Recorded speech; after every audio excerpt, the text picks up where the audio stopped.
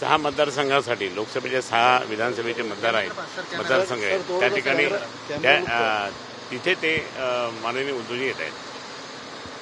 कसं असणार आहे, कुठं कुठं जाणार आहे? सगळीकडे म्हणजे गंगापूर, वैजापूर, कन्नड, नंतर मग संभाजीनगर, ते 3 मतदारसंघ.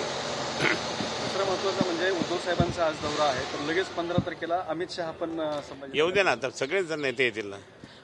मोदीजी येतील, सोनियाजी येतील, शरद पवार साहेब येतील आणि आमचे सगळ्यांचे सर्वश्रेष्ठ उद्धवजी येतील.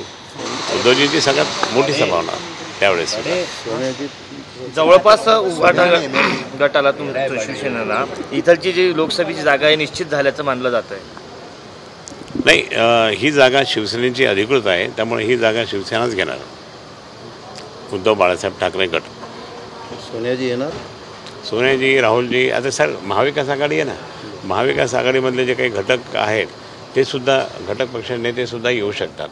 त्यात त्यांची मिटिंग होईल परत आणि त्यावेळेस कुठं कोणाकोणाला निमंत्रित करायचं, काय करायचं ते होतं. 5 आमदार गेले तुमच्याकडून, काहीच फरक नाही, परिणाम काय होणार? काहीच फरक नाही. एकही कार्यकर्ता त्यांच्याबरोबर गेला नाही.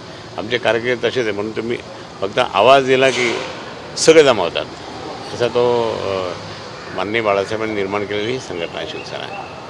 पंकजा मुंडे यांनी गाव चलो अभियानच्या कार्यक्रमामध्ये सांगितलं, राजकारणात माझा वनवास झालेला आहे, दगा फटका नाही, ते आपण नाही बोलू शकत. ते पंकजाताई त्यांना उत्तर देतील, आपण नाही बोलू.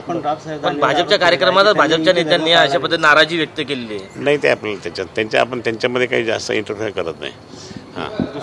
दुसरा मुद्दा असा आहे की आता लोकसभा निवडणूक आहे, तुमचं तर नाव फिक्स झाल्याची चर्चा समोर आलेली आहे. तुमच्या समोर सुद्धा इम्तियाज जलील, भागवत कराड असं द्या, कोणी असू द्या, हा गड शिवसेना प्रमुख माननीय बाळासाहेब ठाकरेंचा गड आहे.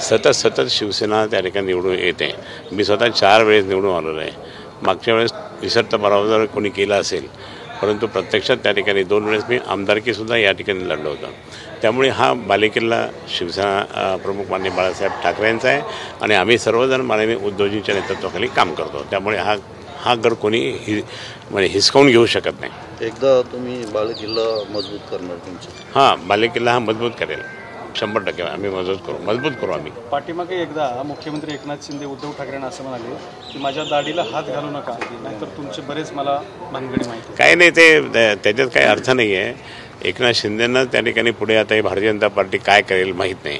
आज जर समजा त्यांना असं वाटतं की ही जागा आम्ही शिंदे गटाने घेऊ, पण तिकडे अमित शहा कशाला येतात ना, म्हणजेच ही जागा त्या ठिकाणी भाजपला जाईल असं मला वाटतं. म्हणजे त्यांचा पराभव झाला की नाही, एक प्रकारे त्यांना अपमान झाला की नाही. मागील निवडणुकीत आपण पडलाचा आपण असा आरोप केलेला आहे की रावसाहेब दानवे यांनी युती धर्म पाळला नाही.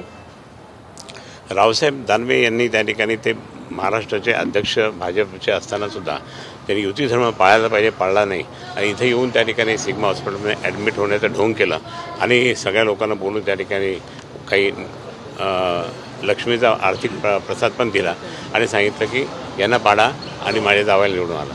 आता ते उलटं झालं, ते जावई बिचारे हे झाले आणि त्याचं म्हणून त्यांचं राज्याचं पद गेलं. पण हातापाय पडून त्यांनी त्या ठिकाणी परत काहीतरी मंत्रिपद मिळून घेतलं, राज्यमंत्रीपद. आणि म्हणून हे सगळं करण्याचं कट करत असताना म्हणजे अर्धी भाजप फुटली होती त्यावेळेस आणि मुद्दाम त्या ठिकाणी येऊ नये म्हणून. पण आता मात्र खूप मोठा फरक पडलेला आहे.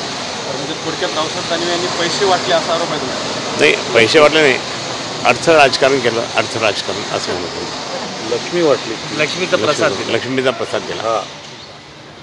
माहिती आहे ना सगळ्या लोकांना कोण कोण घेऊन आले, काय गेलं. सिग्मा हॉस्पिटलमधले सगळे लोक सांगतात ना.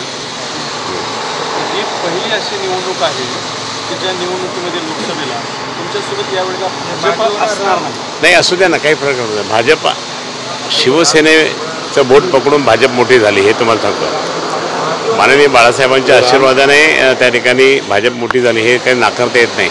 या संभाजीनगर शहरामध्ये ज्यावेळेस आम्ही महानगरपालिकेतून आम्ही 27 लोक निवडून आलो होतो आउट ऑफ 16, तर त्यावेळेस आम्ही सगळ्यांनी विनंती केली नाही की आपण एकत्रपणे लढू, हिंदुत्वादी पक्ष वगैरे वगैरे.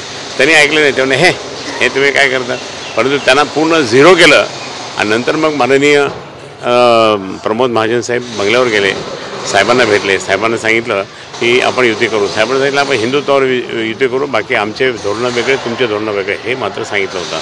आणि म्हणून त्या ठिकाणी आम्हाला काही फरक नाही पडत. आमचं शिवसेनेचं बोट पकडून भाजप मोठी झालेली आहे. तुमचा यावेळेचा अजेंडा हिंदुत्व हाच असणार आहे?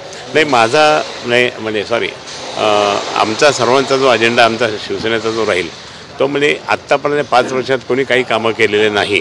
लोकांनी त्या ठिकाणी ज्यांना निवडून दिलं होतं तो कुठं गावातसुद्धा फिरला नाही.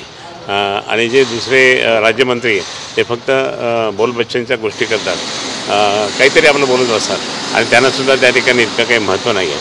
म्हणून ह्या सगळ्या दृष्टीकोनातून आपल्याला पुढे काय करायचं, जे तुम्ही बातम्या देतात किंवा वर्तमानपत्राच्या बातम्या येतात, हे तर असं झालं, हे झालं नाही, हा पूल झाला पाहिजे, हा रस्ता झाला पाहिजे, हे ते मी पेपर कटिंग करून ठेवलेली आहे आणि ते आम्ही त्या ठिकाणी मांडू आणि ते काम पूर्ण करू.